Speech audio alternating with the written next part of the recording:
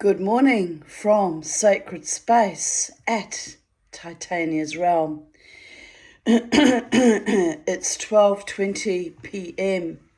on the 2nd of March 2024. I've not long got out of bed, like literally hit the ground running. I slept until midday 12 p.m. from about 4:30. And it's the longest sleep I've had uninterrupted in years. Tapping my fingers with amazement. I came home from a wonderful night dancing along with Ramjet at the Brooklyn Standard last night. And last night was one of those nights where the magic just happened and kept happening. I mean, there was one young lass that was very aggressive and nasty. There's always one idiot on any night out, right? But and there was another gentleman behind me that was wanting to get into a fight with a young man. It's almost like the war of the ages, the ageism, the young ones being very vicious and aggressive towards us older folks. It's a bit astonishing, people. But anyway, apart from that little altercation, I didn't let it get to me and ruin my night. Yay me! I must say, Mama T in the house is I'm very devoted to the music and the art of not giving a fuck, and the art of dancing and enjoying what's left of all of our more or less ravaged lives, even the young. I kind of get why the young are so angry and bitter and cynical and twisted, you know. We've been through a lot as a collective. But, you know, what the young fail to realise out in the music scene is us older people, we've been out dancing and jiving, and some musicians and some like me are dancers, and we've been out reveling in our lives for decades, more than you have, little ones. So when you come at me with your aggression, just remember that I vomited out bigger and worse bastards than you, just saying. But anyway, I don't go out for these altercations. We actually go out in the hope of having a nice time, which I did indeed have.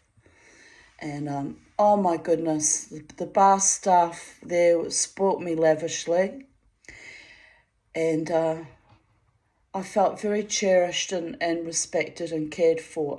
I feel very welcome in the Brooklyn Standard, and it's never have I felt so welcome before in all my life in any venue.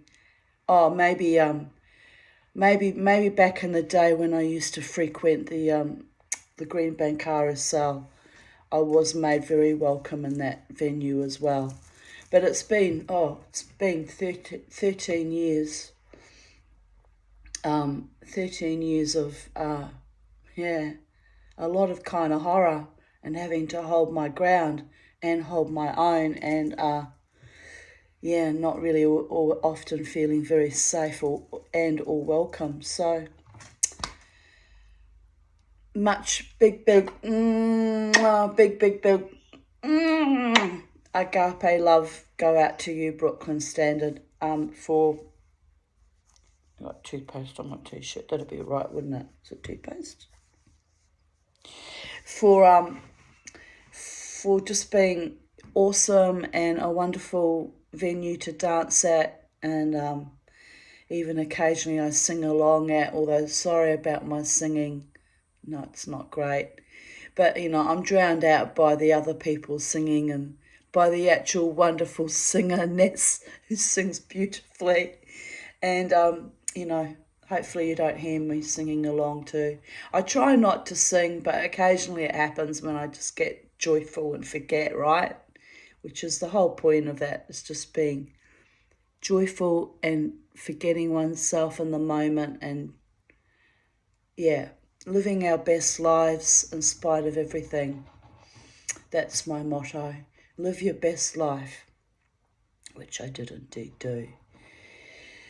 And so I came home, I had an Epsom salt bath because I danced so hard that I was a little bit sore in the old musculature frame. In fact, my hands are a bit sore, probably from the constant fanning, with my fan, because I fan myself, but I also punctuate to the songs with my fan. It's part of my performance art. So, yes, Mama T was in fine flight. Oh, the delightful thing was some younger male had his arm in a sling, came up. This was early in the night, probably sometime during the first or even this early in the second set. And he just shoots me a sidelong glance. Didn't know him, but he's probably, I don't know, maybe he knows that that's my song, or maybe he just happens to like that song. But anyway, he stands beside me and he looks up at Juddy and he says, "Play Zombie." Well, manners. He could have said, "Please play Zombie," or "Play Zombie, please." "Play Zombie," he says. And Juddy looks down at him, kind of with a measure of disdain, because it was kind of rude the way he did it in a way, and said, yeah, we'll get to it, because Zombie usually gets played later in the night. The harder rock, the more moshing songs are usually done in the third set, just whether it's on purpose or whether it's just by tradition or why, but I think it's because they know by then people have really loosened up a bit more with the alcohol and they're ready to cut loose, right? So I was a little bit surprised, this younger man wanting them to play Zombie so early in the night too. So I sort of shot him a look and I said, I'll ditto what he just said. I love Zombie. And the younger man nodded, but then walked away, just as they were starting to play Zombie. And Johnny was so cute. He yells out, "See, he didn't even appreciate the Zombie. He asked me to play Zombie and then he doesn't even appreciate it." And I put my finger up and I went, "Well, I'll appreciate it." And Johnny just nods quietly, because they all know that's my war cry. That's my song of determination, self-determination, because I verily, verily was a zombie for well over 20 years. Probably even during my childhood, there were periods when I was an automaton, barely functioning too, in some kind of fugue state. So with the horror of my upbringing and the horror of my schooling and the horror of fucking everything. So Zombie is you can sing that at my funeral. It's a bit macabre, I know, but that's my war cry, people. That's one of my war cry songs. And anyway, so off I went, flipping my hair around, being crazy, and it was just so good. I reached complete catharsis, and it all just went all out my meridians. And I looked up at Juddy and I was like, this is heaven. This is Mama T into zone. I don't know who that young man with the arm in the sling was. He never came back. Must have been hanging up the back, probably watching me go off to Zombie, right? So yes, I'm like a little pushing my little buttons and seeing what I do. But the ones that know me know that Zombie is my song, and my joyful resistance song, resistance to the regime. Which regime? Every regime there ever was, babies. But anyway, it's getting hot in here. Put the aircon on. It's a beautiful day outside. There's clouds over there, but when I put Charlie out, there were no clouds at all above my head. And I was like, thank you, universe. Thank you for gifting me a wonderful night last night. and a wonderful day, even though I slept most of it this morning. I needed that sleep.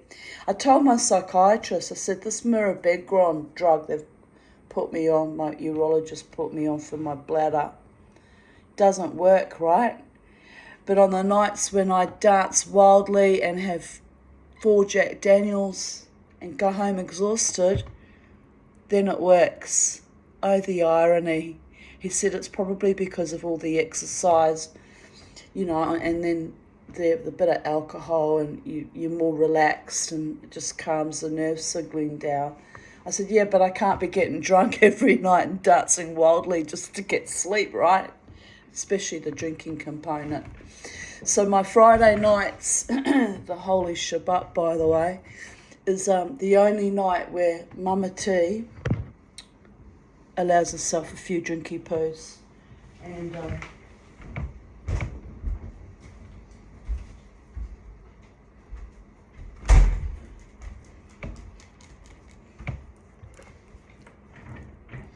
put some cinnamon oil on my fan last night. I had it in my temples as well, just to freshen up the air. There was a sort of some of the people last night were a bit smelly, and so when I fan, I can smell the cinnamon. It smells lovely. I can't remember what I was saying. Something about, anyway. Now I need to cough. Oh my goodness. Right, I'll rewind. So, oh yes, Ness is so sweet to me. At the end of the night, when they finished, she said, would you like a piece of pizza? She said, it's a bit cold now. And I said, oh no, love, you've worked so hard singing all night. You have your pizza and enjoy it. She goes, no, I'll eat all of it. I'm happy to share it with you. And you know, I love food. Hello. And actually, I hadn't eaten before I went out, which was also a bit naughty. So I said, all right, I'll share a piece of pizza with you. Oh my God, that pizza was like nirvana. It was like heaven. It was like bliss. We're sitting. And you know what? I just feel so loved. I feel so loved. And it's a wonderful feeling. So thank you, Ness. And yeah, just I love you all. My world is so small now, but I love you all. And I'm very happy. I'm also kind of a little bit still tired, but that's got nothing to do with the fact that I danced last night. Situation normal from years now of, being up all night. Anyway, there was something else I wanted to tell you about last night. Can't remember.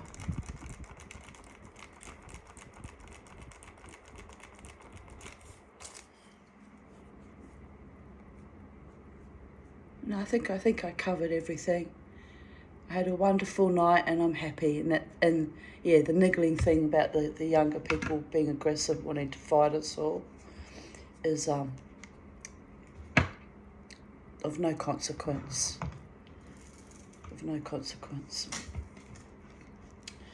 But I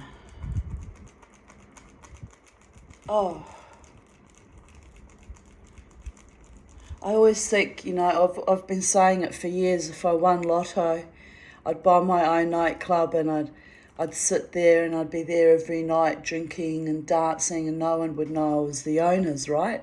And I'd just be delighting watching everyone being completely wild and carefree. And of course, if there was trouble, I'd be quietly, So anyway, there was a couple sitting near me. I don't know. I asked Ness if they're the owners. She said, I don't know who the owners are. And I said, oh, that's cute, because I often wonder, I said, because if I were the owner, I'd be sitting just watching everything happening and enjoying the dancing and the music probably not every night, but because if you're the owner, you don't need to be there all the time. But I said, it'd be really cute if I'd be just sitting there quietly watching and they wouldn't know I was the owner. I said, so I wondered if this couple are the actual owners. And I said, they've got money. They turned up in this massive big hot rod one day. Ness looked at me. I said, not that I care how much money people have or don't have, if they're wealthy or poor. I said, that doesn't impress me or faze me at all. I said, but I just wondered if they might be the actual owners. I said, because they seem to sort of keep an eye out. Anyway, she said their names, and but they can't be the owners. So I'm a bit intrigued. The owners of Brooklyn Standard, I don't know who you are, and it's probably a good thing that I don't know who you are, because then the magic can keep happening incognito, right? But thank you for looking after me and your club, and for indulging me in my quirky ways. Because it's delightful, and I appreciate your club and your staff and your management, and most of all, I appreciate the music and the wildness and the ability to be carefree, especially at this late stage in my life. I'm not exactly young anymore, so who am I kidding, right? But, as a single woman, a long time single woman, I've lived alone for 29 years, I appreciate having somewhere where I'm both welcomed and celebrated, and relatively safe. You can't guarantee 100% safety in this crazy fucked up world, but well, at least I know, I arrive and I order my drink, and I don't even have to communicate what I want for a drink. I'm just nodded. It all happens non-verbally. Thank you, Taylor and Erin, and all Tyrone and all the other staff. I don't know the other staff members' names, but I'll learn them in time. I'm slow with names, people. I'm sorry about that. That's one of my things. I'm not good with names. But thank you for your beautiful energy and your beautiful light that you bring to each night in the club. It's very meaningful to me, and if it's this meaningful to me, it's probably very meaningful to many others too. So bearing in mind, I don't have family now, and I don't have a partner, and it does get a bit lonely during the week, and I sit there and think, oh well, on Friday I will be out doing my wild shamaniac dance, and I'll be amongst other humans, some that don't like me, because you can't please everyone all of the time. But by and large, I'll be out in the music scene, dancing my dance, living my best life, and I look forward to it each week. I really do. It's sometimes the only thing keeping me going, quite frankly. I mean, if I'd had grandchildren and a loving partner, I would have been preoccupied with family matters, right? But I don't have either of those things. So I'm a free, wild, wolvish, witchy woman out in the night, and quite frankly, I absolutely love it. So I moshed so hard my earring fell out, so I'm gonna make larger hooks for my earrings, and I broke my beautiful Tree of Life necklace, so I have to bloody restring it again. Oh my goodness. I should stop wearing that out on nights that I know I'm going to do the mosh, because it's a heavy piece and it invariably breaks.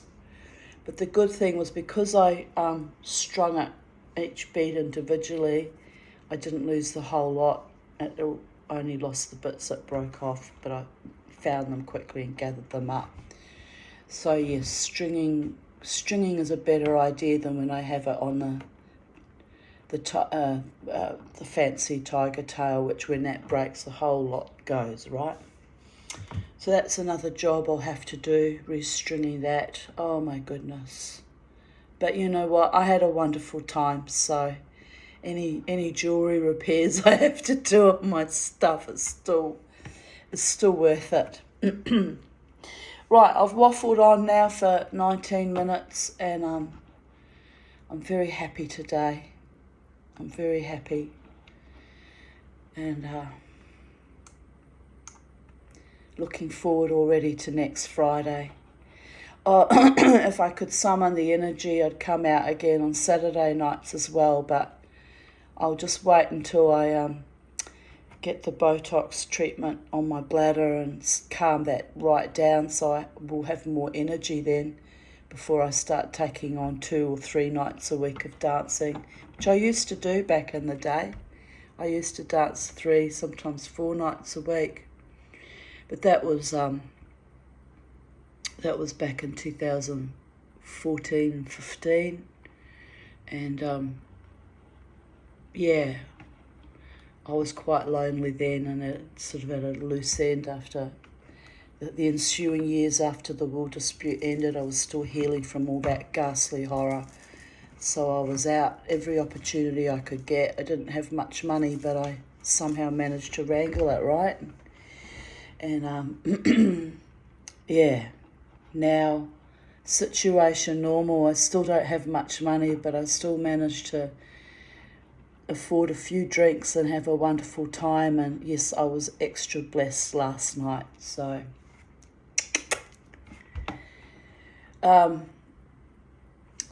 where was I? Yes, we'll continue with today's readings. I feel like I'm talking down to you. I'm hovering down. I don't like that. Let's sit you up a bit.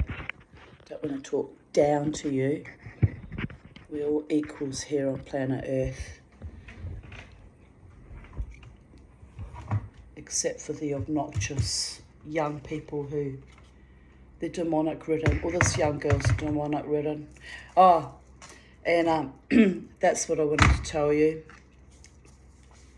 Little one that was so savage towards me. All I said was, don't put your drinks on the... Here's a sign, no drinks here, because Juddy and the other performers get up and put their foot up there and stand there to perform, you know. It's really part of the stage. These obnoxious little twerps can't process it. So she wanted to fight me because I said, take your drink away from there, because I knew he was going to jump up with his guitar as his right and his want and part of the performance, right? So she wanted to fight me. I said, love, I'm sober, you're not. Won't go good for you. Anyway, her male friend dived in. But anyway, that little obnoxious, little entitled little twerp. The gods have a way of getting revenge on people that are nasty to me, by the way. I was just like... So later in the night, she was so drunk and dancing wildly, which is fine. The dancing wildly is good. It's good for her. That's not the problem. But her dress slipped down and her little tiny little beasting little titties were actually on full display. They were nothing. Maybe that's why she's nasty to me, right? Because she's jealous of my big mama jumblies, or jealous of whatever. I don't know what these children are jealous of. It's ridiculous. It's so ridiculous.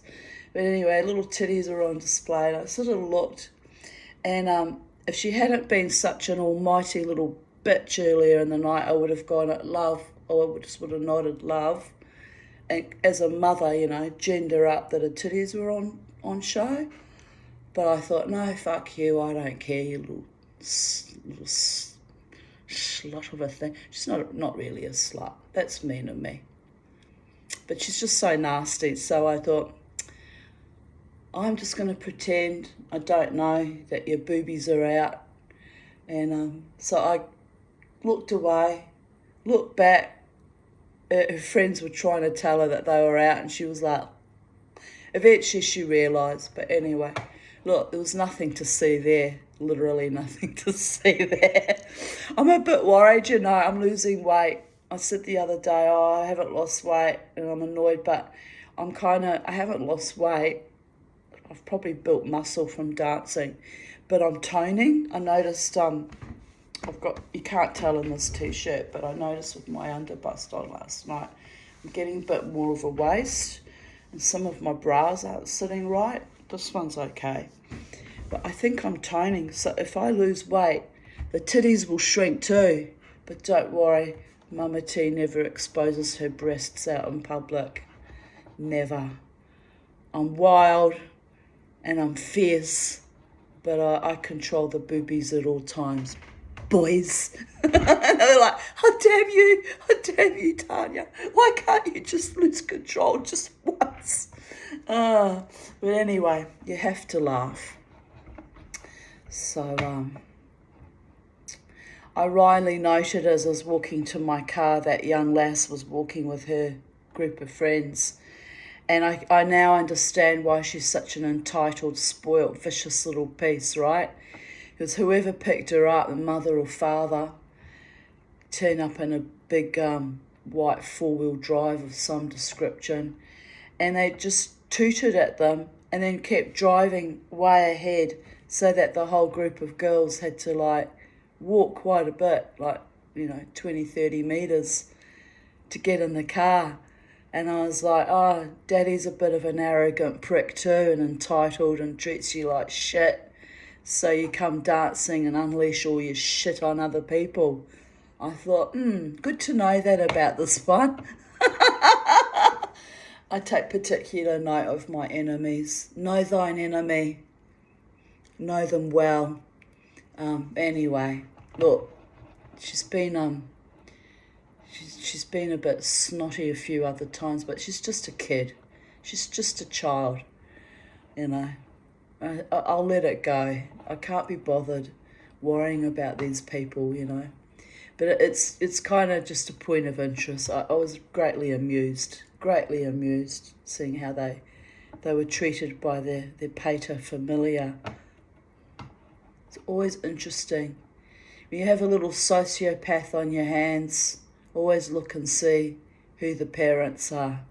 Well, that doesn't work in my case because, I have a little sociopath on my hands too that hasn't spoken to me in about 15 years. And I didn't treat my kids like shit like that, Not all the time. Occasionally when they were naughty, I'd unleash the wrath on them, but, no, that was interesting last night. Anyway,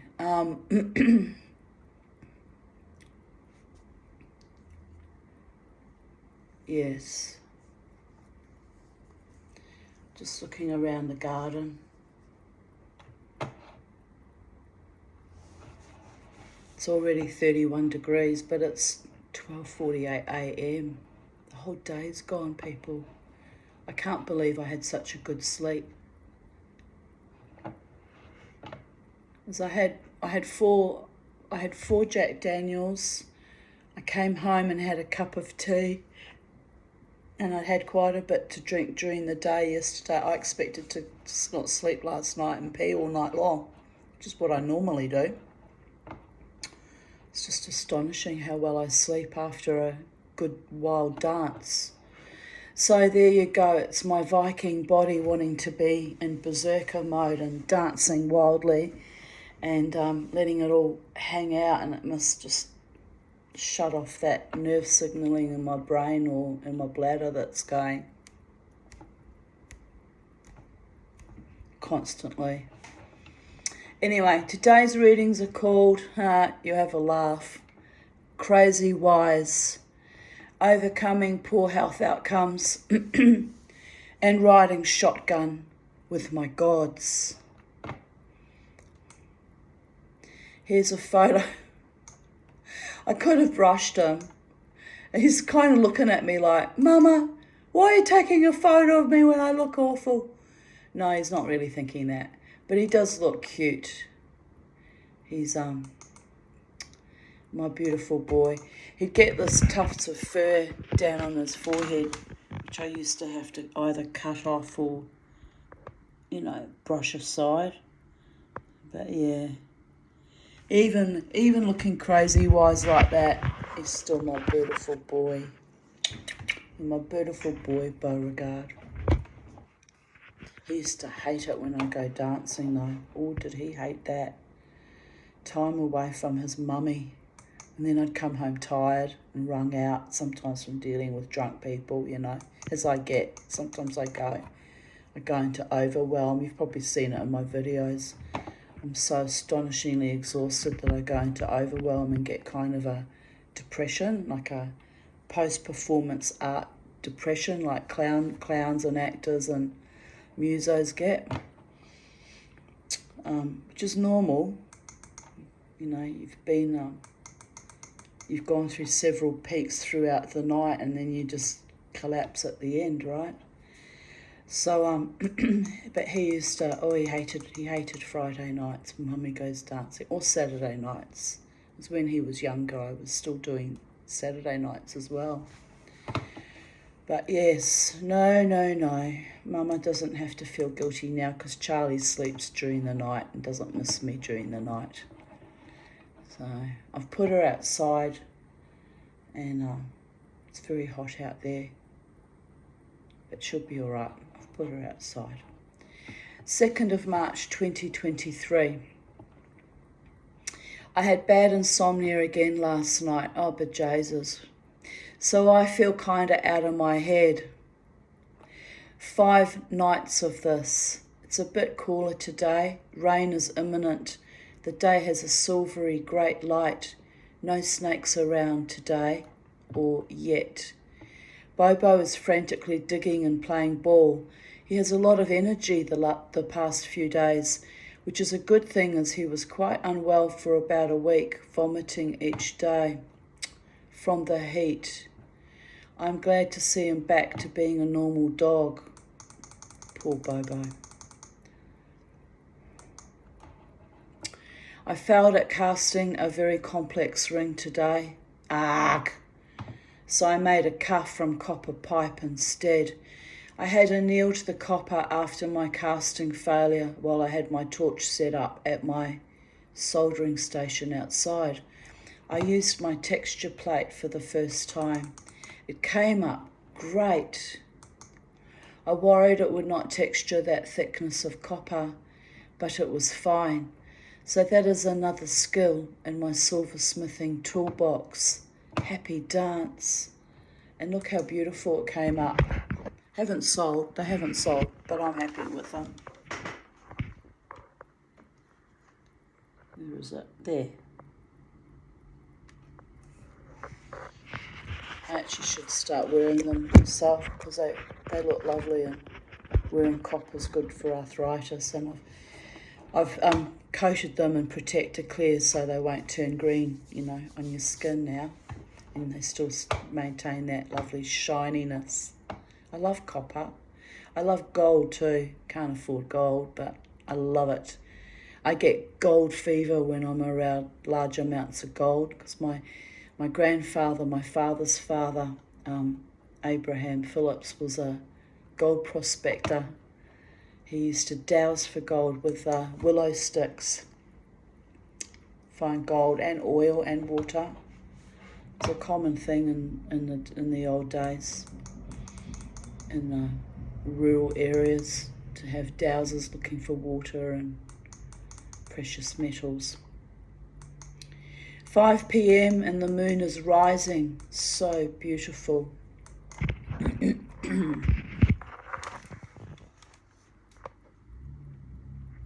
was an astonishingly beautiful moon the other night too, a couple of nights ago. I took a photo as it was rising on the eastern horizon. It was it looked bright orange from the pollution, but it was pretty. It wasn't a full moon yet. It was about that phase too. What year was that when I took the photo of that moon? Not that it really matters now, does it? Must have been 2023. Yeah, that'll do, Chook. That'll do. 2nd of March 2020. I'm finally out of bed, weak as a kitten, craving chips and chocolate as I always do when I am extremely unwell, but too ill to attempt to go to the supermarket, so heating up spag bowl I made yesterday. I've had no appetite all day, too busy gasping for air like a slowly dying fish out of water. Hopefully I can keep a meal down, as that will help me turn some kind of a corner. I had to reschedule my hair appointment as I am too sick. I took 2 Panadol to try to break the fever. No dice yet. I did have a nice hour-long nap with respite from coughing and choking. Noise. And it still wasn't COVID. I didn't get COVID till October last year. 4 years it took for me to actually finally catch COVID. But I guess I'm lucky because with my very, very bad lungs, if I'd caught the worst, earliest strain, it probably might have ended me. Probably, but also very likely not. It takes a lot to end me. A lot, just saying. But I've been very ill most of my life, so I always live on that razor's edge of every time I get sick, it's like, okay, I think this is it, kid. And I always somehow at the 11th hour rise from my own fucking smoke and ashes babies like a phoenix bird. It's a bit astonishing.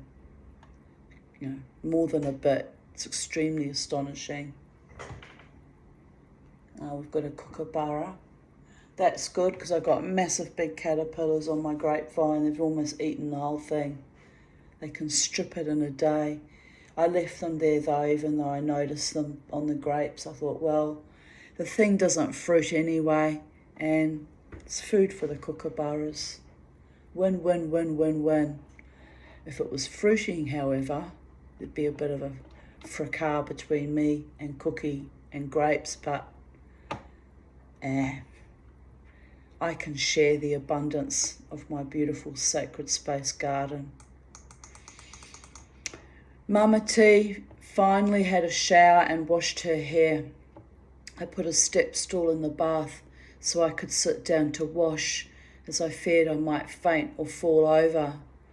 So that tells me I was very fucking ill at that point in time indeed. Water did me the power of good, almost feel alive again, moment by moment stuff. A few hours ago I was telling Azrael, the angel of death, to just please take me. I was feeling so weak. But now I've eaten and showered, I feel less zombified. By the gods, I am strong, everywhere except my poor lungs and my poor bladder now. But if it weren't for those two mitigating factors, I'd be a force of nature and a force of reckoning, and my God, the things I would have been able to achieve, right? And may yet again, and may yet again. 2nd of March 2018. Haven't eaten yet, I'm already indigestion, but I think that's a side effect from that drug as well. Oh well. 2018, feeling weak in my legs today, probably from yesterday's beating down heat.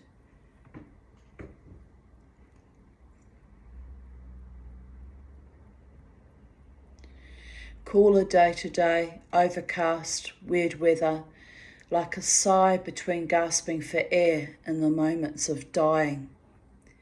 You know, when there's that moment where you're holding your breath and you're waiting to exhale, or when I did nearly die in 2019, it was not waiting to exhale, it was waiting to inhale and realising that I was on my last out breath and I hadn't breathed in, and was I going to breathe in ever again?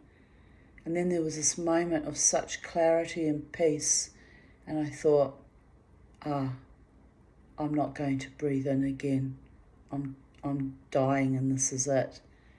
And I reached that moment of acceptance and thought, okay, I'm ready to go now. It was actually very peaceful and beautiful, really was. And no, a voice said, no, we're sending you back. We're sending you back. There's still things we want you to do, and we want you to tie up loose ends, which I did indeed do.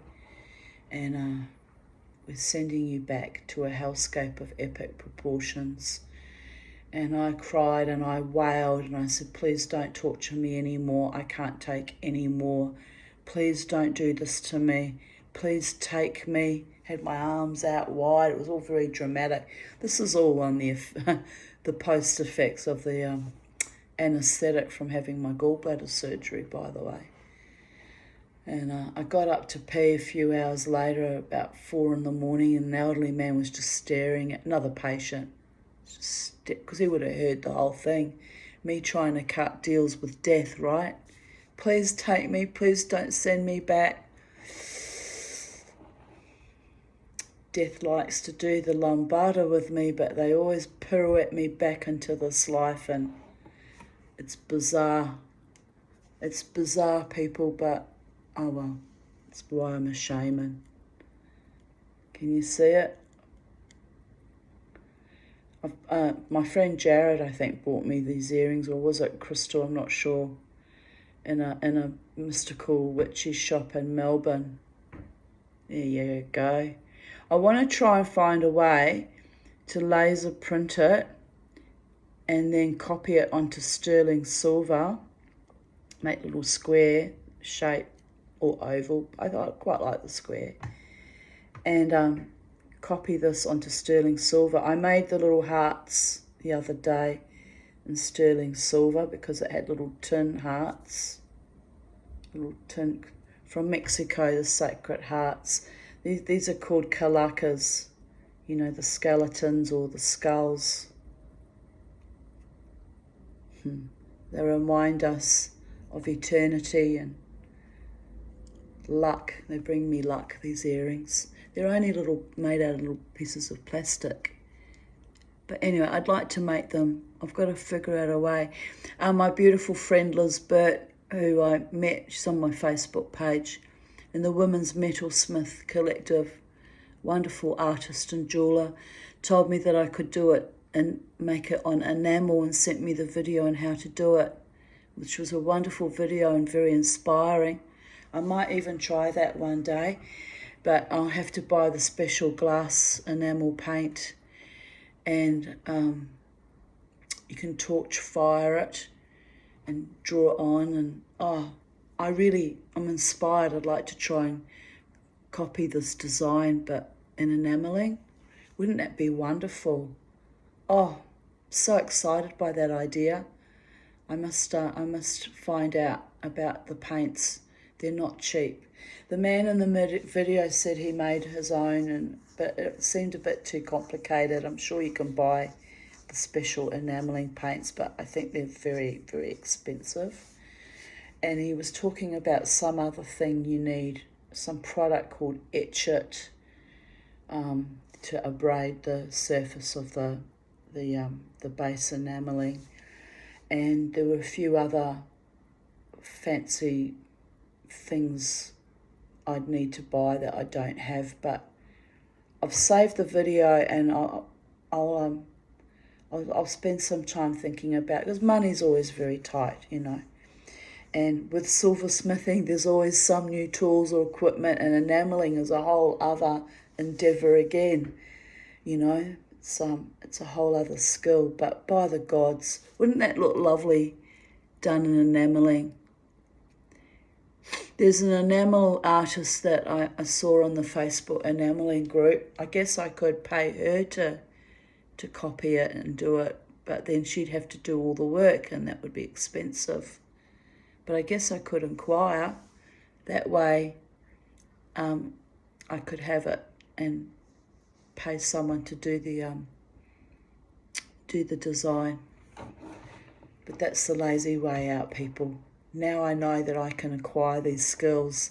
I feel lazy saying, oh, can you do this for me? Can you do that for me? And half the fun is learning to do it yourself, isn't it? Yes, it is, Tanya. Yes, it is, Tanya.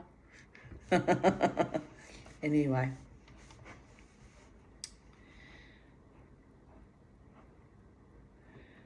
I continued on. Oh well, this too shall pass, in the sigh between gasping for air and the moments of dying. Mama T is going dancing. Hopefully my leg feels better by tonight.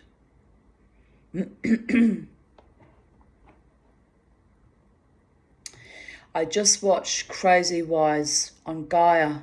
Wow. So much I had already learned and expressed in my own healing journey. So appreciative of my teachers. homeless people, psych nurse friends, my psychiatrists. I guess I too am a shaman of sorts. I was only just finally coming to that gnosis, right? I was not quite incorporating that into my worldview back in 2018, but I have now. I'm not a practitioner though, so I'm not doing healing on other people per se, but it happens occasionally, and my stories are kind of a healing modality. You get to see how a complex PTSD survivor of child sexual abuse and domestic violence and strangulations reclaimed her life from the age of 29 when I left my marriage until now, 59, the last 30 years, how I've reclaimed my life. That is a form of healing, especially for younger women, to see that by the will of the gods and by your own will, you can survive almost anything, darlings. But of course it will take its toll on your mental health and on your physical health at times and on your relationships. It will make you very, very tetchy indeed. But if it keeps happening to you, then trust me, my darlings, you too are a shaman and are meant to be in service before the gods. So don't fear it. Just walk thy walk, talk thy talk, strut your stuff, and whenever possible, dance. Do you like how I just scared Jewelkas out of you? I guess I too am a shaman of sorts. I have had the life-death-life experience several times in my life. Well, more than several now, many times in my life. Oh dear goddess. Some in early childhood and some as a severely traumatized adult woman. My gifts are not fully accepted or appreciated. I am deemed crazy by the ignorant, and I had to overcome that serious second-class stigmatization stigmatization. Oh dear goddess.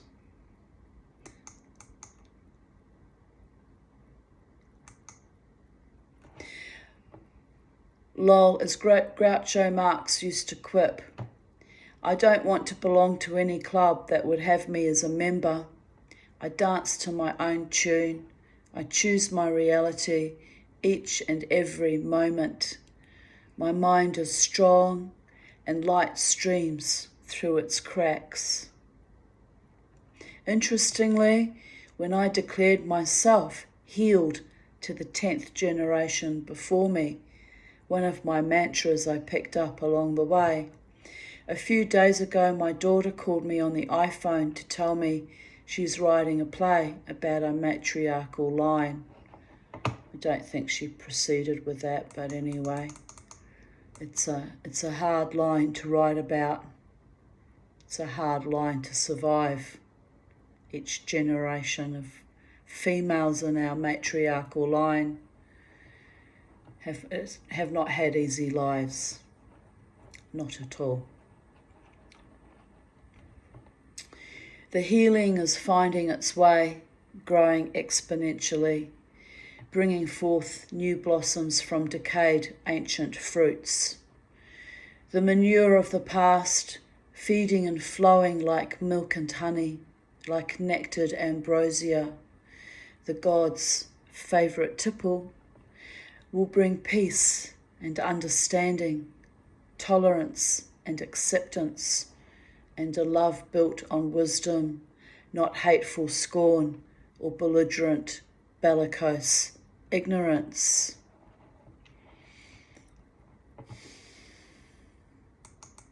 I look forward to shepping that nachas, To shep nachas is to take delight in whatever situation you're in at that point in time, to take great delight and joy in it. We say, I'm shepping nachas in my grandchildren, that God's denied me grandchildren, so can't shep nachas in that. So I shep nachas in my wild nights of freedom dancing out at the Brooklyn Standard now for the past six months. I want to take my place amongst my ancestors, to share my purpose expressed so powerfully through my dancing, but also my writing, my dreaming, my being. To boldly go where few have gone, down the rabbit hole and pop back up again into the glaring light where we all stand naked and flawed and unable to hide behind the masks and labels and bullshit class system imposed by the elite. I think of how I was set up and betrayed over the past decades by family, by community. It was so easy for these abusers to drive me away from my rightful inheritance, my soul's journey, and, pardon me, her rewards. I'm going to have to get a drink, people. My throat's closing up too. Ha ha. These humans think they got away with it. Ha ha. Time will tell. I'm annoyed by that. I'm annoyed by that little stain there. I have become the becoming, began from the beginning, fought for my own authenticity, divested myself of psychiatric medications, healed.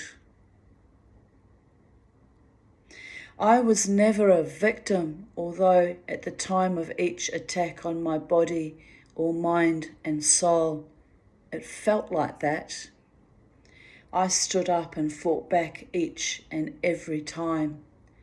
I became wiser, more stoic, less reactive, but more sensitive to the artifices of abusers everywhere. In time I saw they were also acting out on their own shame, trauma, degradation. Little beasting girl last night. What can you do? What can you do? But they chose to continue to perpetuate evil on innocence. When they came to me in recent times, they found a big old stop sign, a shimmering shield borne by dark angels of vengeance and wrath. I had to learn to let that go without unleashing its power. The darkness and the light melded together, and the maelstromic cacophony of betrayal and grief and shame, even the horror, had to simmer down into a gentle crystalline pool which reflected back only beautiful, nurturing, healing, grace and love. Narcissus drowned in his own reflection, whilst the water nymphs combed their glorious hair and sang nearby. Everything in moderation, everything in its own season.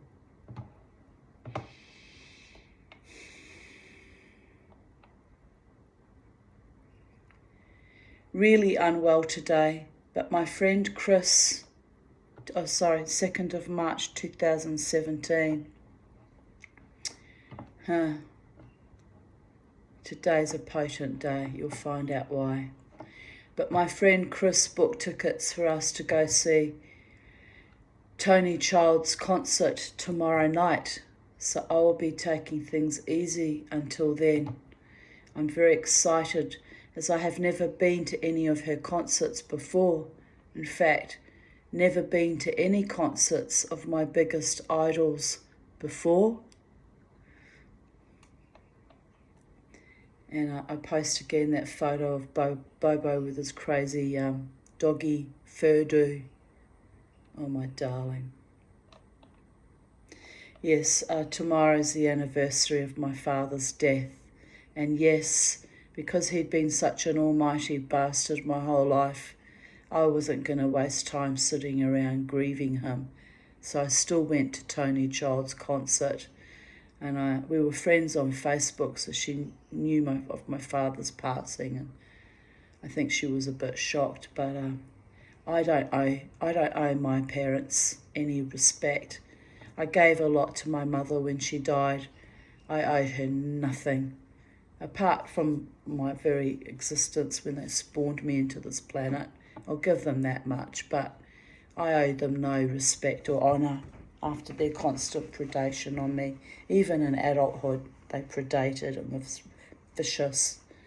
So although I had been informed on tomorrow's even date of his death, I think I was informed around 10 o'clock in the morning, I thought about it and I thought, I'm not missing out on going to Tony Child's concert. I was being taken along and by Chris was a friend from the casino, and I still went, and I'm glad I went. My father was not worthy of that title, so. But yes, this is the week, I call it the 10 days of awe, starting from the 28th of February with Case's birthday. Tomorrow's my father's anniversary of his death. 6th of March is his birthday. 7th of March is my mother's yahrzeit anniversary of her death. 8th of March is the yahrzeit of my grandmother's suicide. So the next few days, I occasionally struggle through it. Not because they were good parents and loving parents, but it's just the memories come flooding back and the trauma activation. So I'm powerfully grateful and happy that I had a wonderful night out dancing last night. And I needed that.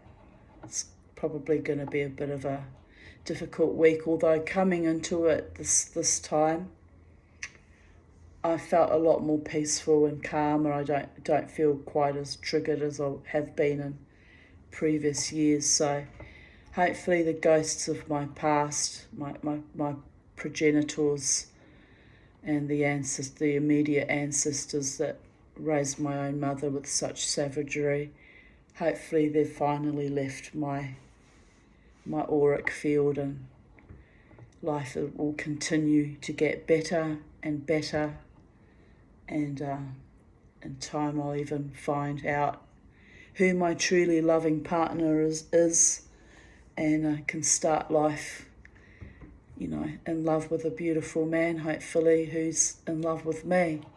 That's my fantasy, people. What else have I got to look forward to, really? It's quite sad in many ways that here I am at almost 60 and I'm still struggling on my own. But I have a beautiful life in spite of it, and I'm grateful for that. And my father and my mother and all their henchmen no longer have power to hurt me. I mean, they can float through from time to time, and sometimes a little bit of poltergeist activity, but I no longer allow them to hurt me. I just go, yeah, all right, get back into the light or wherever it is you were sent to after your passing. They truly were evil, rotten people. But anyway, that's what I want to tell you. That's what I wanted to tell you. So yesterday, I was in a very kind of dark mood throughout the day, and I was contemplating not going dancing. But I had made an arrangement with my friend Laura that I know from West End Drumming that I was going to take her out dancing with me last night. She wanted to come along, but she's got a little toddler and she works full time as well. So I got a message from her around 4 to say she was so exhausted she almost fell asleep driving home, which is not good, but I know how that feels. I too struggled with serious exhaustion when my children were little, serious chronic fatigue and exhaustion, and I didn't work full time. I was a stay-at-home mother with my husband in those days. But the fatigue is intense, and I completely understand. So anyway, she cancelled on me, and I wasn't disappointed. I just said, oh, you come out with me another time when you're not so tired, and we'll do it again. So, but anyway, I was in kind of this mood in the afternoon, and I was thinking, well, maybe I should take a break from dancing, because I got into a kind of an altercation last week with some horrible man who was quite threatening and awful, and I thought, oh, maybe I'll take a break, and I don't want to be all in a constant state, of trauma activation and getting angry with numbnuts in the night. And so I considered not going dancing for the first time in months. I think the only time I didn't go dancing in recent months was when I caught the COVID, right? I didn't want to inflict that on other people. That's awful. Anyway, so I thought about, oh, maybe I'll stay home. But then as the evening wore on and it got closer to the time when I normally, put on my makeup and get dressed, it's almost a ritual each Friday night, I had a spirit say to me,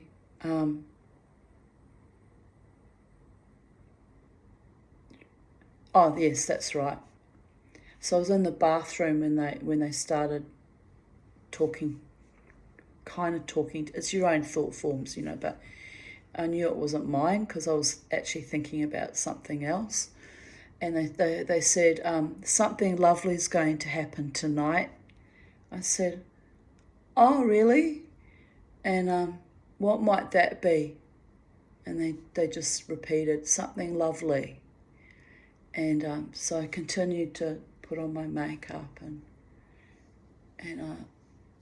there's some really unusual cloud formations.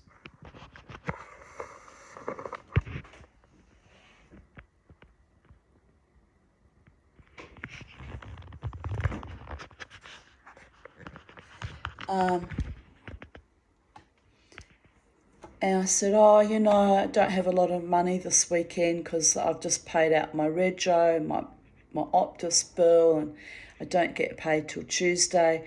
So at the end of my fortnight, when I'm waiting for my pension to come in, there's always kind of, a few days of kind of panic because I'm running very, very low on money. My bank account's completely depleted, and I start panicking. Not that panicking changes anything. I really should stop panicking because it's ridiculous, but I've lived this way for 29 years, people, so there's always this moment of panic at the end of the fortnight as my budget's completely depleted, right? And I thought maybe I should stay home because I don't have much money, and if things should go wrong, it's a little bit risk-taking, and then the voice or the thought form came back to me, and there was a kind of a lightness and a mischief behind it. And they said, don't worry, you have enough money. Well, I had $30 on me, which is indeed enough. It is enough to buy a couple of drinks, right? So here's the astonishing thing. So I'm thinking, because it's nearly the anniversary of my father's death, I'm kind of pushing this thought form or the spirit away because I worry that it's my dad coming through and I don't want him in my energy ever, dead or alive, right? Well, he wouldn't be alive ever again in this incarnation, but you know what I mean. I don't want him around me. So I'm like, who are you, spirit? And they didn't identify themselves. And so I asked them, I said, I put out a protection prayer, which I'm having to do now before I go out at night, because the young people, the crazy bald guy last week wasn't young, he was in his 40s, but I'm getting a lot of threat and hostility from very young women, young, beautiful young women that should be in their full vitality and vibrancy in their own little perfect little bee-sting nubile bodies, slim and beautiful. Instead of taking delight in their youth and beauty, they're dirty on the world. Well, we all know why. I mean, if I was a young woman and that happened to me, I'd be dirty on the world too. But I'm not dirty on the world because I followed my own intuition and preserved my body autonomy. And I was fortunate that I was in a position where I could actually do that. So I get why the young are angry. I do get it. But don't come to Mama T with your shit, because all I'm going to do is reflect it right back at you in my Black Mirror kind of way, because I've already lived through more shit than you could even possibly dream of, baby girls. Anyway. So, but yeah, so I was worried about who this voice was, and I said to them, put out a prayer for protection. I invoked, the archangels, and may I be protected on my night out, and given that I'm worried about not having quite enough money, and I was genuinely feeling worried. Sometimes I get into those headspaces, And they said, oh no, don't worry, you have enough money. And I said, how is that possible that I have enough money? Well, I was gifted 2 free drinks last night. So I did indeed have enough money. And that was very sweet and kind, thank you. And because they don't know that that's my situation. They do now, but, it was just a bit astonishing because it came out of left field. And I am grateful and appreciative of, the extra little treats that come my way. And the lovely thing that happened, was I'd not long arrived at the club and bought my drink and gone to sit down. And I was sitting down and just sort of, looking around at everybody and sipping on my drink because it was beginning of the night and Ramjet hadn't started yet. They don't start till 11. And I've started trying to get to the club a little bit early. It gives me a chance to have a drink and settle into the vibe and sort of mentally prepare myself for my wild performance art dancing, punching my fan, being crazy, being crazy but delightful. And anyway, so I'm just sitting there quietly, and this young woman came bouncing over to me. She was dressed in a white dress, but kind of gothic style, and long tights and this kind of suspenders. Pretty young woman, probably in her late 20s. I didn't know her because I'm looking at her like this because I didn't know her. I mean, not that you have to know people for them to be lovely, but it was just, again, it came out of left field and it was so delightful. She literally bounced over to me and then came to where I was sitting and looked down at me because I'm sitting.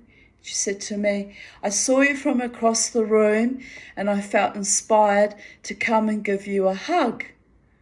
And so I'm still looking at her because I'm thinking, I don't know you. Or do I know? Because I'm starting to wonder that I'm skirting around dementia. Because sometimes I don't recognise people and I'm starting to worry. Or the other thing that's been happening is sometimes I'll see someone and they look the spitting image of someone else that I do know. Like about a month or so ago, that doppelganger of my ex, right? That was fucking freaky shit. He even had his posture and demeanour, and I stared at him half the night till I realised he's far too young and he's got style, unlike my ex Courtney. But, you know, if I meet someone that looks so much like someone from my past, then I think, have I gone crazy? Is it them? It took me a while to process that it wasn't him. So anyway, so I'm looking at this young woman thinking, oh, perhaps she's met me before, because I've been dancing out in the Brisbane music scene now for over 13 years. So it's like, you know, people think they know me, but they recognise me, but I don't know them. So there was this moment where I'm like, oh. Anyway, she bent down, threw her arms around me and hugged me, and I was just a bit astonished. So I hugged her back, but I wasn't really, you know, putting much passion into the hug. And then a few seconds into the hug, I said to her, I said, oh, that's so lovely, my darling. I said, who doesn't enjoy a lovely hug? And then I really grabbed her tight and really, you know, put intent into it and held her really tightly, and she held me, and there was this few seconds we were just holding each other, and it was like, I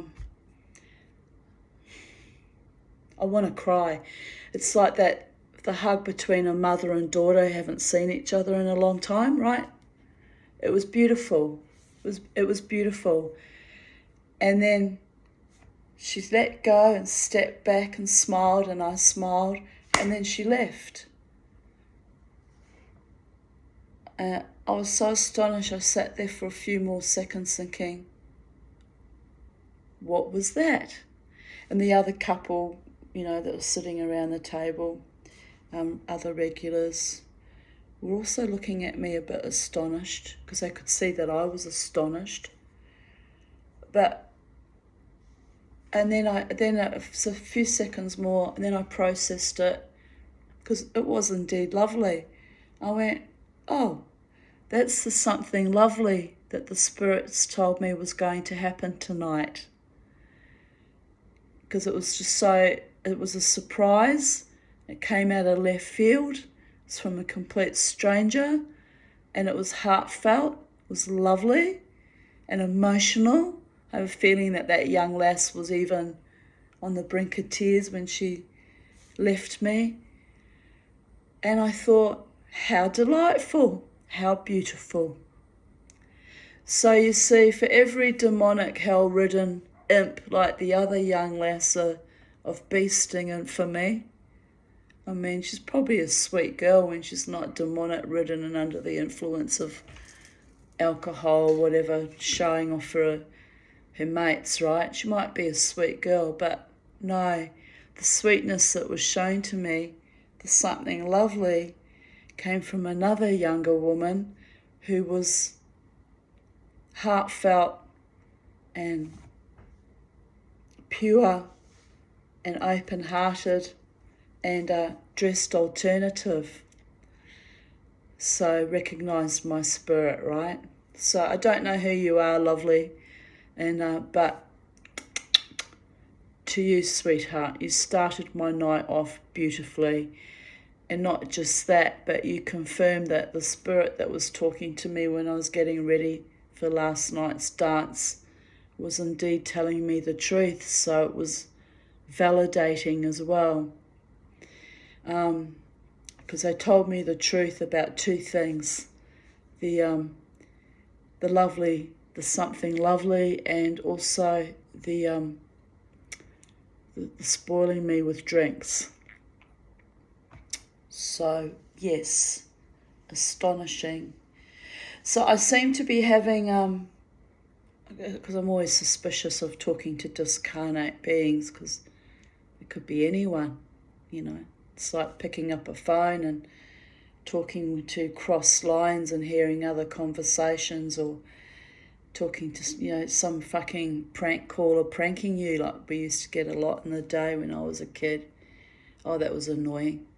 So you don't know who you're talking to. You have to be very careful, you know, when you're dealing with the spirit world. You have to literally, who are you? What is your name? Do you walk in the light of God? Always ask that, people. Always. Don't take anything at face value. But whoever that entity was proved to be quite correct. So to you, whoever you actually were or are, and yes, I'm grateful for the messages that come through that are proven to be accurate, because I'm building a relationship more and more with my spirit people so that I can ultimately communicate in a more trusting, fact-based way, follow it up with validation and facts like happened last night, rather than wander around going, well, what was actually that all about? And yeah, it was a powerful night last night. It was spiritual and it was powerful. And I'm still processing it. You can tell, can't you? I'm still worried that it might have been my father, but I don't think so somehow. I think it was a higher evolved being, because the mischief behind it when they said, and you will have enough money, and I'm like, what? That's not possible, given I went out with $30. I mean, it would have been just enough for 2 drinks or 3 drinks or even 4 drinks, but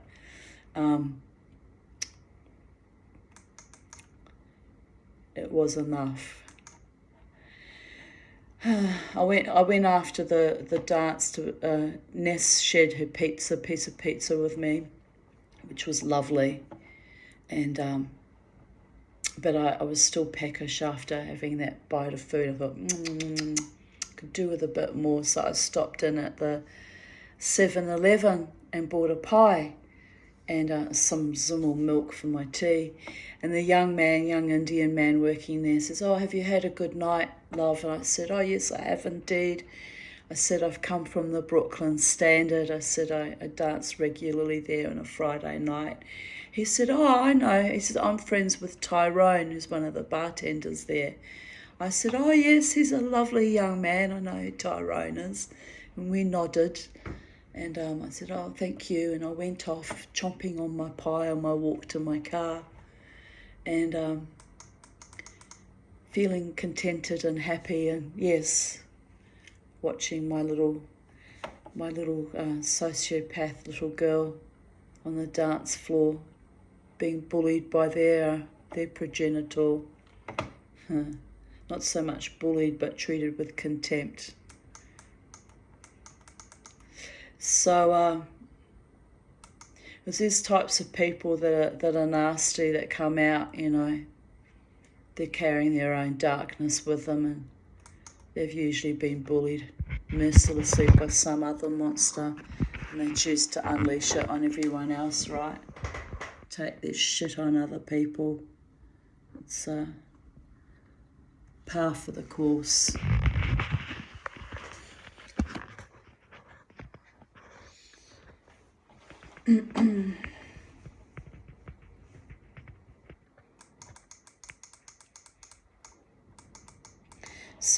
March 2nd, 2016. I'm going to have to make something to drink. My throat's drying up. Yeah, we're up to 2016.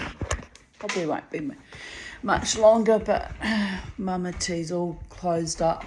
Need a drinky booze. We might just check on Charlie while we're out here, shall we? Let's see what Charlie's doing. What you doing, Charlie? Where are you? Charlie! Oh, she's in her cage. I just saw her swing move. She's swinging. Are you happy out here, Charlie? You was a good girl, Charlie. All right. Now you want to come to Mama now? All right. She wants to come to Mama. Hello. Hello, Mummy's girl. Hello, Mummy's baby. You come to Mummy? Have the crows been pulling out your newspaper again? They're a bit naughty, aren't they, when they do that? Oh, I see. Oh, they took your watermelon as well. Oh, well, look, we can share. You have enough. You have more than enough, my baby girl. You have more than Mama sometimes. It's all good, though. I'm looking forward to payday on Tuesday. Mama's going to go out and buy food. I'm looking forward to buying food. Right. You're going to come and sit with us? You're going to sit with us while Mummy makes a video? Yes, Mama's thirsty though. You wouldn't think I'd be thirsty, but it's a hot day and I did sleep a good sleep. Right, here we go. Mum, mum, mum, mum, mum, mum.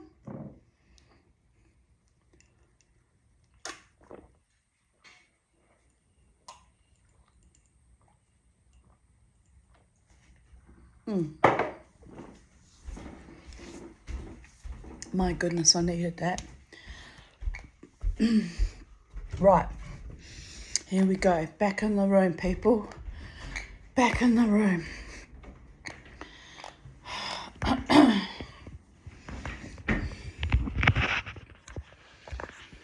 wasn't planning on bringing you in here, Charlie, by the way. I was just going to get a drink. But you came to Mama and I didn't want to leave you on your own. You don't have to be on your own, Charlie. Right, 2nd of March 2016. Pardon me, sorry about that. 8:11 p.m. Been seeing 11s all day. Well, since 3:30 p.m. when I got up. I'm quite unwell today. I did make chicken wings and salad for dinner. Oh, I might actually go and buy some chicken niblets. It'll be nice for dinner tonight, actually. That's all I do. Is between sleeping and burping and talking to my bird is think about what I'm going to have for the next meal. I never used to be like that. My ex-husband used to wake me up at 6 in the morning. What do you want for dinner? I'm like, mate, I haven't even thought about breakfast yet. I need to know what you want for dinner. I went, dinner's 12 hours away. I need to know what you... This is how I got woken up every morning. Oh, it used to shit me to tears. Not just the being woken up, but then being nagged about dinner. Oh my God, it was an old wahine, wasn't he? Used to drive me nuts. Drive me nuts. Anyway, now I kind of do it. What am I going to have for dinner? What am I going to have for lunch? What am I going to have for breakfast? Anyway, I know. This too shall pass, Charlie. So, I did make chicken wings and salad for dinner. I actually feel like, you know what I feel like right now? Nice cold potato salad or pasta salad. I'm actually a bit hungry. But because I was blessed last night, I've got enough money to go out and buy something nice for dinner for the next, well, tonight, for tonight's dinner. So, don't worry, I have got food. When I'm talking about buying something nice for dinner, I mean something extra. I hate cooking. I always try and find a way out of cooking, people. Sometimes I cook. I cooked a big meal the other day and froze it down, and it was good because I had enough food stored away in the freezer to keep me going, right?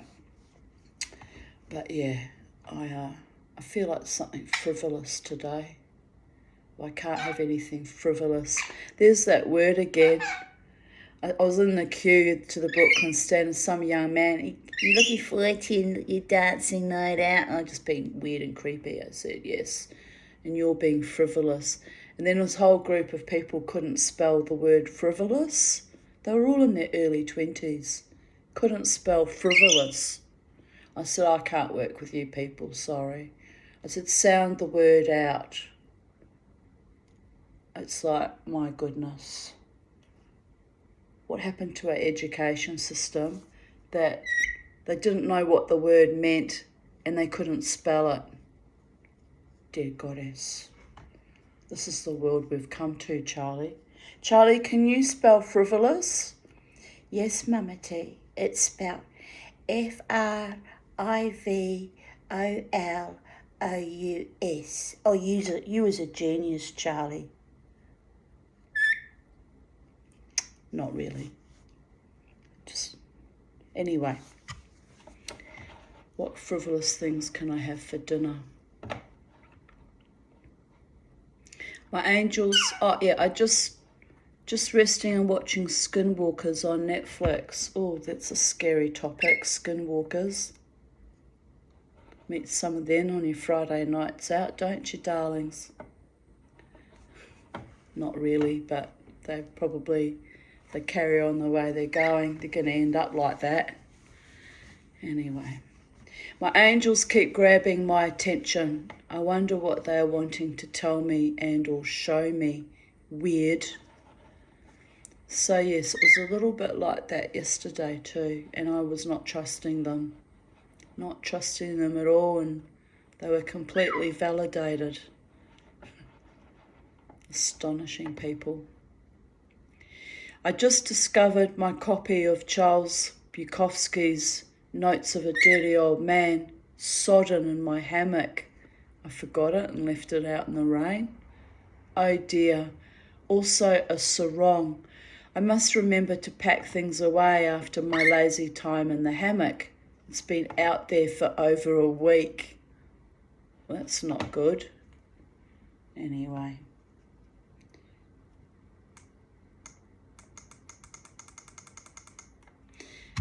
Here's a photo of my beautiful boy, Socks. Socks Castle Errands. He'd climbed inside this old drawer I had outside. He just looks very regal and happy, as pussycats often do. I miss him terribly. I miss them all terribly. We miss them all, don't we, Charlie?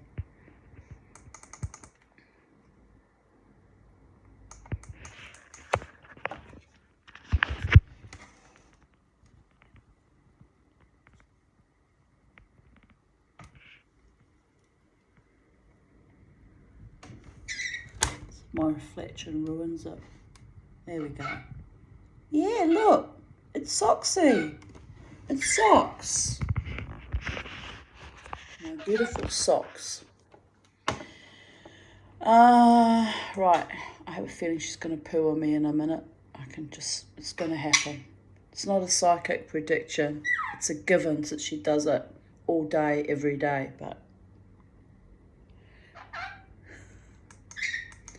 there you go, my little baby bird. Your mama's little baby birdie. Is you the baby bird? Can I have a kiss?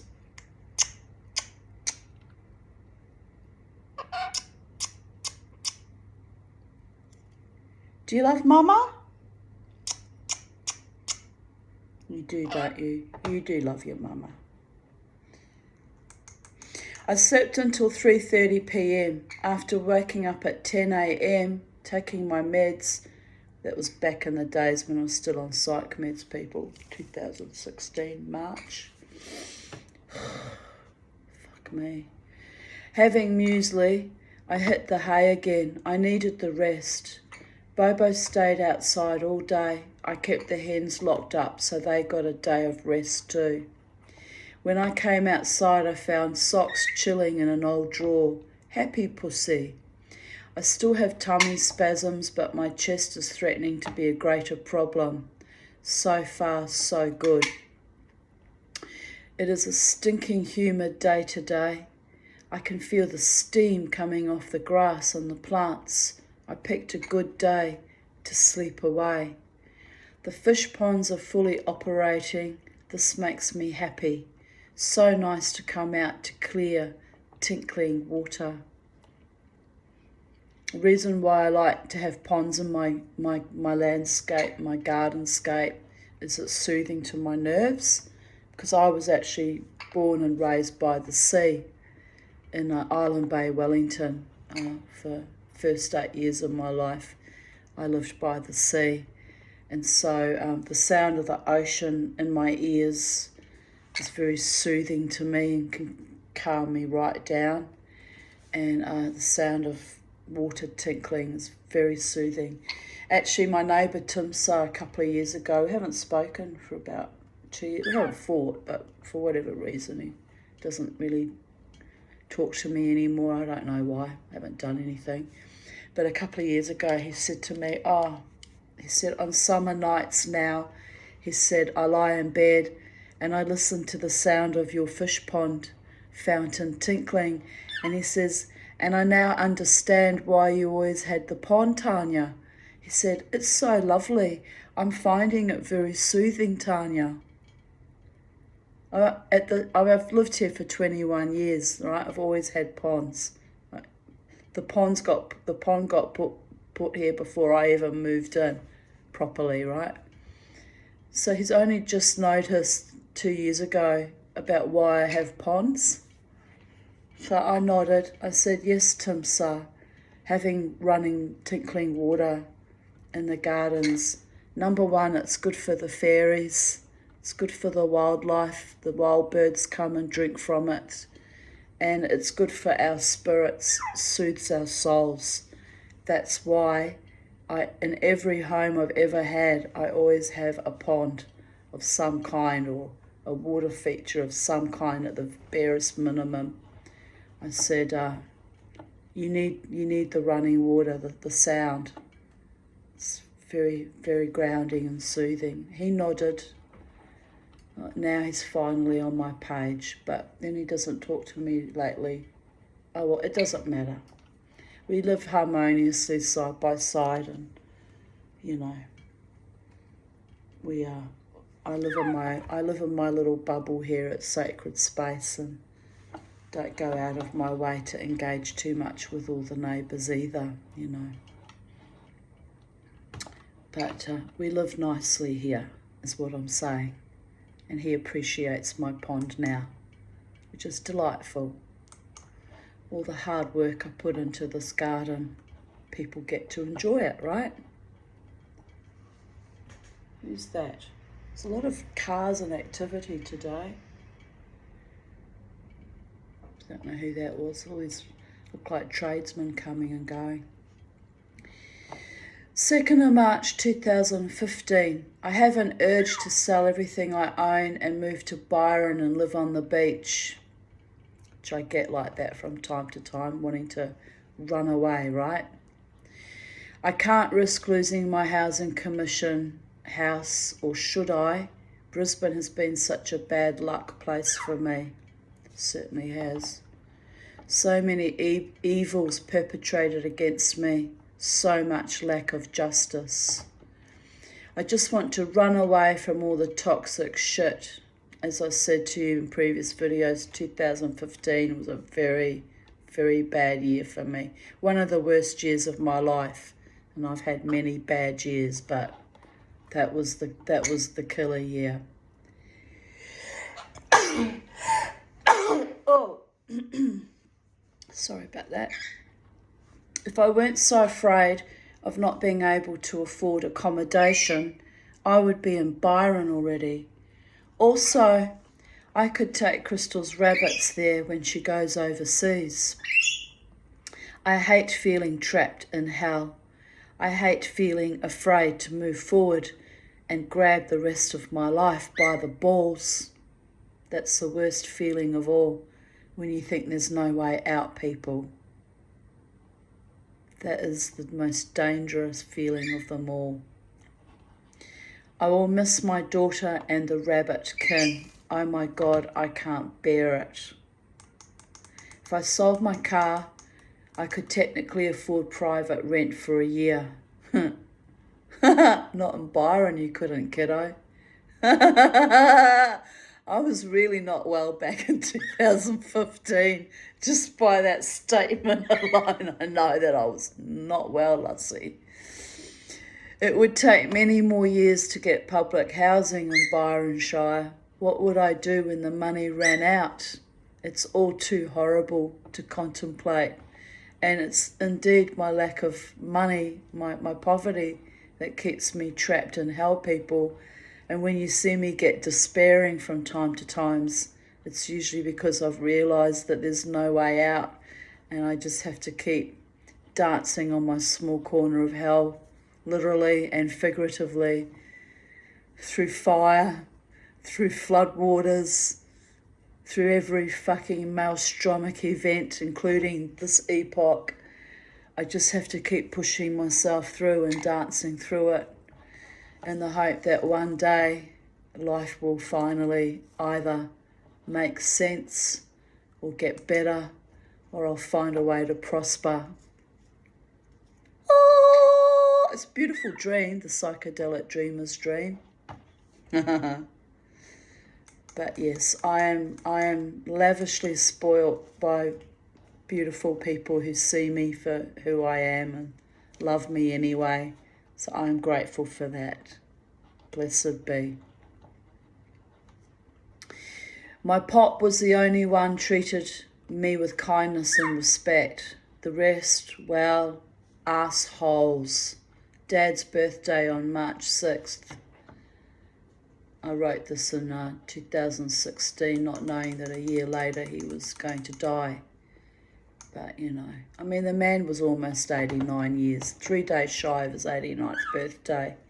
He had a good innings, my father.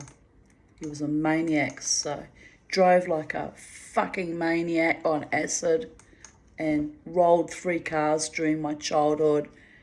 Never managed to injure himself or anyone else, thank the gods, but talk about the luck of old Nick, right? Oh, he was dangerous, my father. Getting in a car with my father, you literally would draw your knees up to your chin and wait to die. That's how dangerous a driver he was. Oh my goddess. Anyway, I can't say I ever miss him or my vicious half-sister.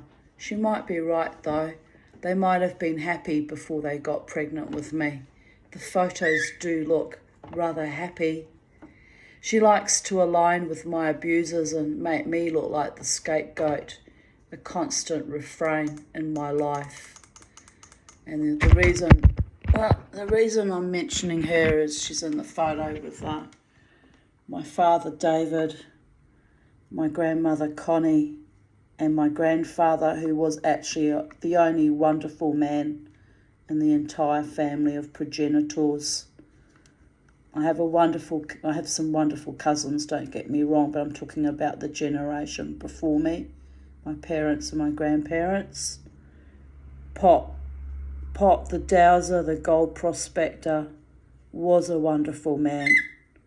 And that's my half-sister as a little girl, newly brought into that family. And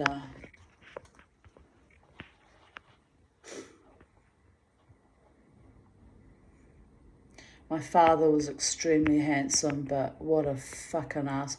Look, even my pop said to my mother, I don't know why you picked that one, love. He says, you married the runt of the litter. So that's what he thought of my dad. He didn't like him very much, but he'd come down to visit sort of on a 6-monthly basis on his way down to the South Island looking for gold. And he actually adored my mother. Well, my mother was a charismatic narcissist. Everyone adored my mother except for me, who knew what she was really like. People would come up to me and say, why are you so mean about your mother? Like, she's the most wonderful woman. I would kill to have a mother like that. And I said, would you like to swap? I'll swap. You can bring me your mummy and you can have mine any day. In fact, right now, let's do it. And they would be like, what is wrong with you, Tanya? They still couldn't comprehend the level of monstrosity that I was being raised by. Could not accept it. But I had to accept it because I had to live in their household, right? For the love of all the gods. But anyway, Pop thought my mother was wonderful too. Had no idea. Gifted me land for me. Had a gentleman's handshake with my mother that I was to inherit that land in Waiheke Island, which, by the way, is worth millions now. Yes, Pop, she said to him, yes, I will look after it for my Tanya. Shook on it and then sold it out from under me when I was about 15. Oh, she was a bastard, my mother. Actually, no, it was about 15 when he gave her that land. No, she sold it when we migrated here to Australia when I was 23 in 1988. Land that was promised to me. I was livid, but there was nothing in writing. What could I have done? I couldn't prove it was my land. Oh, she was a bastard, my mother. That was the first time she seriously robbed me, and she robbed me ever since, but that was the first when I realised what my mother was actually capable of. Unbelievable. Anyway, Pop, someone else is living on your land now. Probably a multi-millionaire's got a bunker under it by now, Pop. So thanks for the heartfelt intentions that you wanted to look after at least one of your grandchildren. My cousin Megan was livid when she heard. She said, I've always wondered what happened to that land. I went, well, that's what happened. We were robbed of it by my own mother. She was shocked. She was like, wow. Anyway.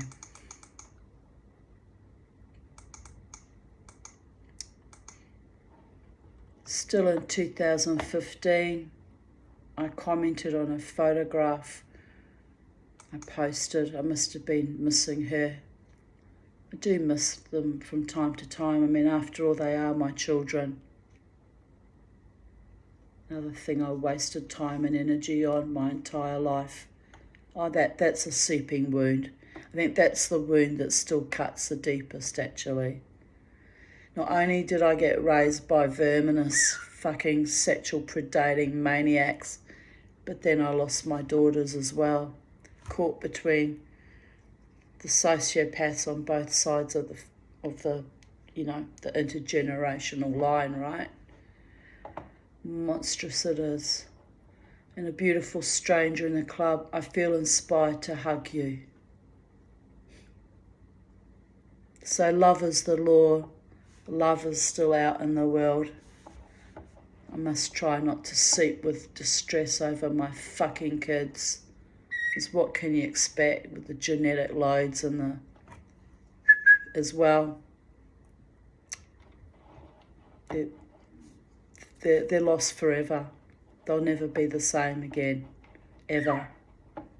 And they know it, and I know it, and they know I know it. Anyway, 2015 I wrote, I haven't seen Jasmine in 2 years. My brown-eyed girl, a complete stranger. Oh well, no contact means no distress for either of us. But here I posted a photo. Crystal and Jasmine, when they were still teenagers, outside our house in Wardle Street, Mount Gravatt East. Well, it was a rental home, of course. I got divested of houses and businesses and now divested even of my adult daughters. It's truly fucking evil what I've been put through in my life, but I'm not alone in that, so I must try not to suffer over it too much is what I'm saying.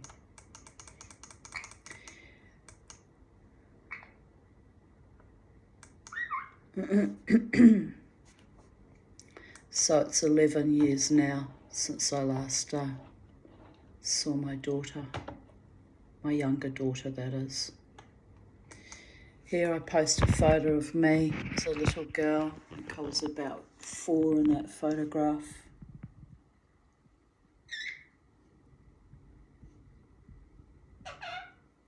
Yes, Charlie. Mummy used to be a cute little blonde little sweetie girl.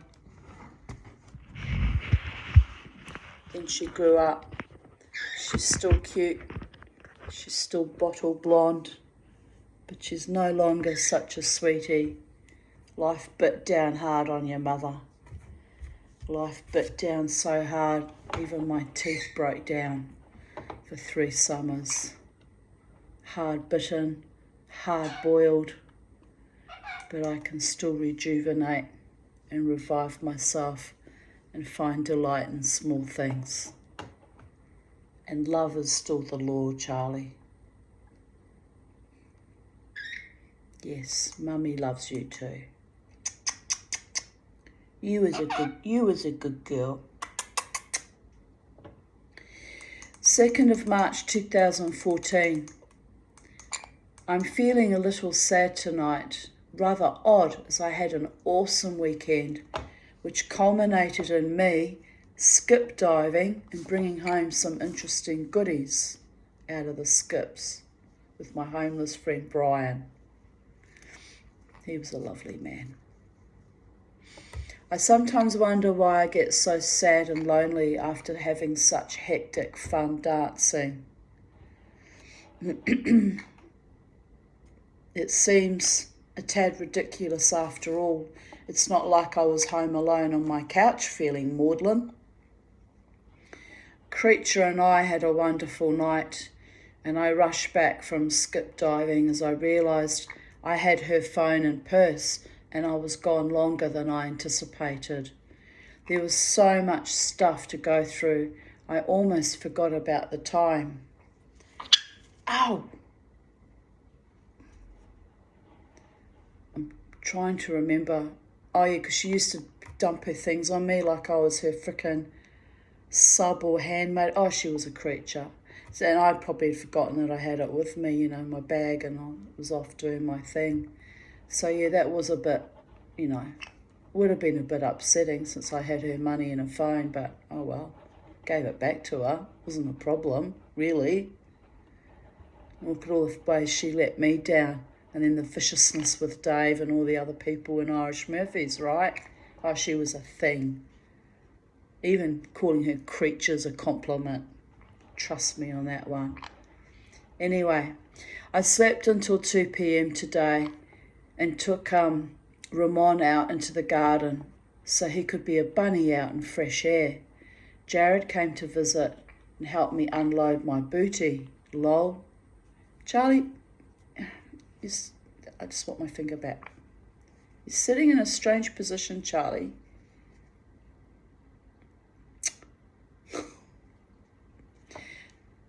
It's not exactly comfortable, Charlie. You want your head scratched. Okay. All right, I get it, but I'm trying to do a reading here, Charlie. Do a reading, read my stuff. I'm trying to inflict my stuff on planet Earth, Charlie, for educational purposes only. Sometimes a little bit of magic and mystery about the delightful things that happen. Like you being delightful right now, Charlie.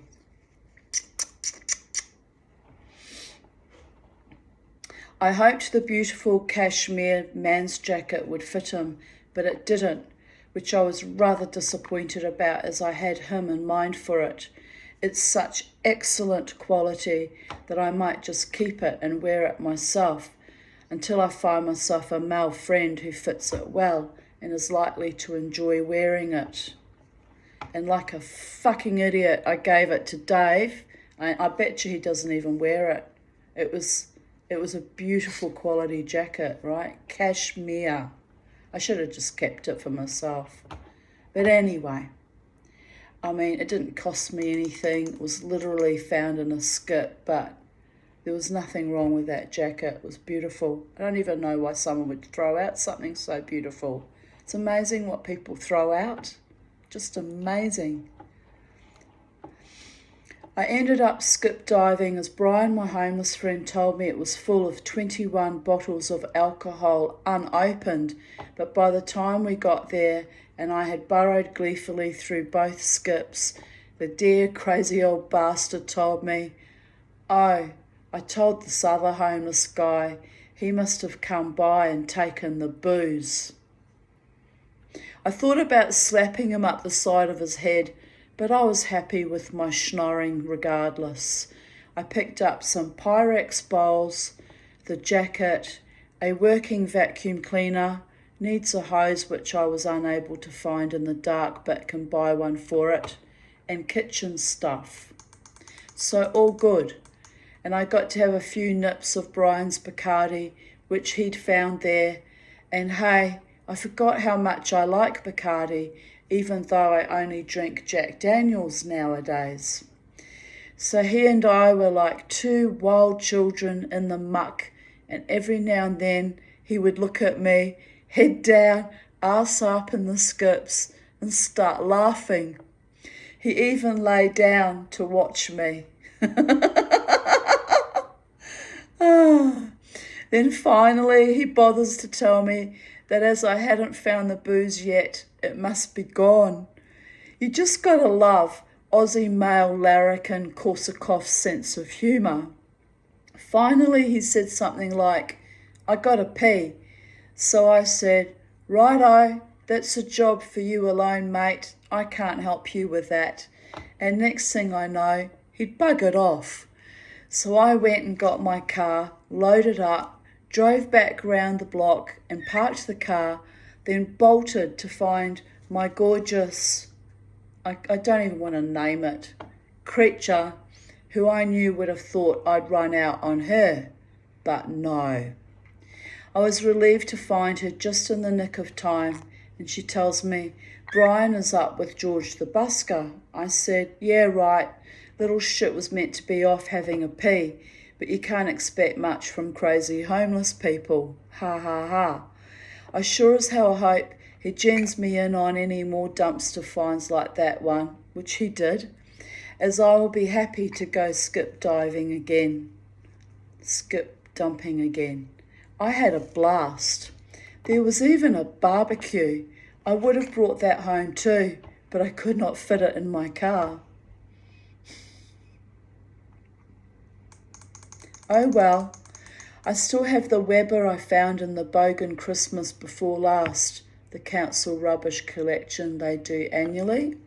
In fact, I've only cooked in it once. Well, actually, Crystal and Jared cooked in it, laughing my ass off. I've still got it. I've very rarely used it. I should put it out in curbside collection, which is due here soon, because I haven't used it. It's just lying around uselessly, right? Someone else can use it.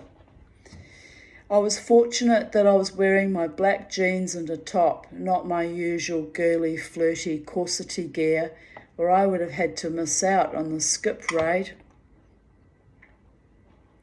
I had a fantastic night out dancing wildly with Creature, Sam and Shauna. Then around 2 a.m. I went skip diving with my homeless friend Brian. And I talk about all the things I found. Some other nice clothes, a Bunnykins Royal Dalton bowl, which I still use today and I love, and a few other odds and ends, wrapped. I rushed back to find Creature as I realised I had her phone and her purse in my bag. Poor Creature freaked that I had abandoned her in the city, which I would never do. I'm a loyal friend, unlike her, right?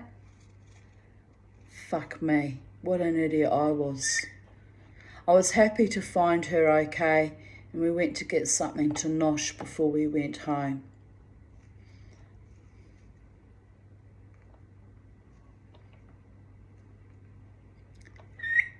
Update 2nd of March 2020. I miss Brian. He was a great friend. He is no longer homeless, has a job, or so I am told. He has turned his life around.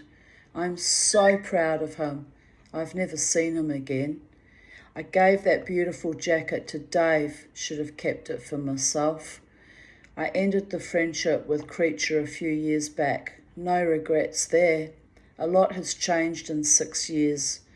I wonder what my life will be like 6 years from now, if I survive that long.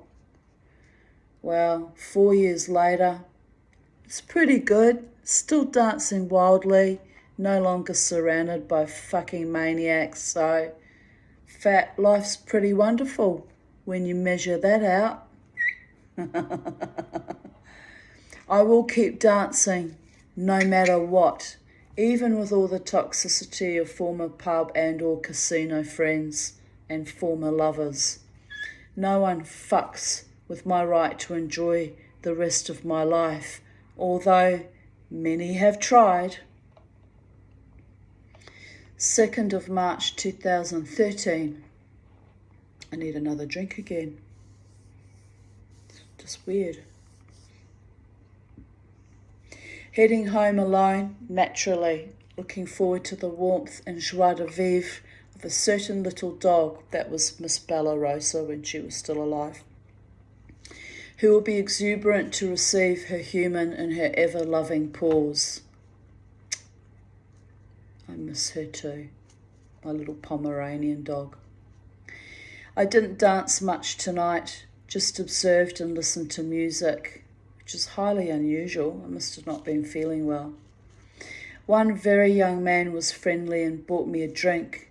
A Robert De Niro look-alike with no social patter freaked out that I was not drinking, but did not offer me one. So I coolly slipped onto the dance floor when the young man who was decent asked me to dance and bought me a drink.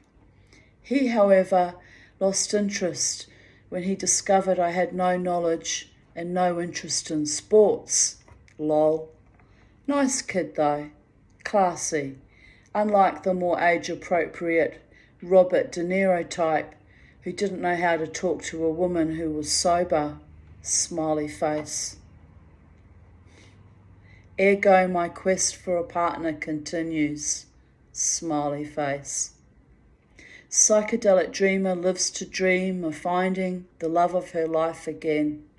Somebody slap me so I can awaken from this fantasy of a great, enduring love partner. Here we are, 11 years later, still being slapped by the cosmic joke and the cosmic yoke, yet to find who my love partner is going to be. Still, it's interesting exploring all the potentialities and exponential awareness. She's sitting in my hand, preening like a maniac. Look at it. Delightful.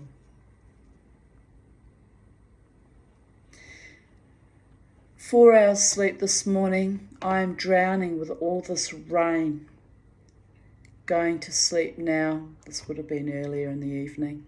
My night out was a washout, but I spent the rest of it with my friends on Pal Talk. Alfie baby's coming to visit me, most likely in September. Woohoo, exciting. That never manifested either, but anyway. 2nd of March 2011. Always take the weather with you. I slept until 1:45 p.m. today. I've been feeling so drained and exhausted and even had sore muscles, so I decided to just rest today. At 2 a.m. last night, there was a terrific downpour of rain. I'd been expecting it when I went to bed at 12:30 a.m. as I noted the clouds in the otherwise clear sky, the stillness of the night, and my achy joints, lol. I'm quite the weather witch and was totally unsurprised to be woken by lashings of rain. I had to get up and close all the windows in my house. It was so heavy. I awoke to another very hot afternoon. So I'm thinking there will be more storms tonight. I guess I overdid the activities of the last few days, so needed to bomb out again as usual. I still feel really tired and numb. Hopefully I'll feel better tomorrow, or else I'm coming down with something nasty. So yeah, 2011. So this thus concludes today's readings of even date. It wasn't a lot of astonishingly good writing here, but the memories of my homeless friend Brian and I skip diving was hilarious and delightful. And wherever you are, Brian, out in the world, God's bless. Mama T still loves you, and I hope you're living your best life and doing okay. And if not okay, doing fabulously, darlings, like we all should be doing. And yes, it's a beautiful hot afternoon, now 2:20 p.m, 31 degrees in Brisbane, Australia. I'm going to go out and chase up something yummy to eat for lunch, which is really my breakfast, and trying to think what I'd like to eat. Can't think. I'm still quite tired actually, but I'm glad I had enough energy and motivation to make my video for you my morning this afternoon. I do enjoy it. I do enjoy going over old ground sometimes, seeing how far I've come, and the various characters that were nothing short of evil, seeing how they've left my life and lost their hold on me, which is, trust me, the greatest gift of all. And looking forward to wonderful new friends and perhaps one day a loving partner to enter into my life and Charlie's life. And rejoicing in my late stage blossoming, beginning as always, the begin again. So love to you all on planet Earth and all interdimensional entities that might tune into our radio transmissions or our video transmissions. And blessed be by all the gods of love, light, truth and holiness, and slough off to the rest. Bye for now. And remember, as always, never ever let the bastards grind you down. Bye for now.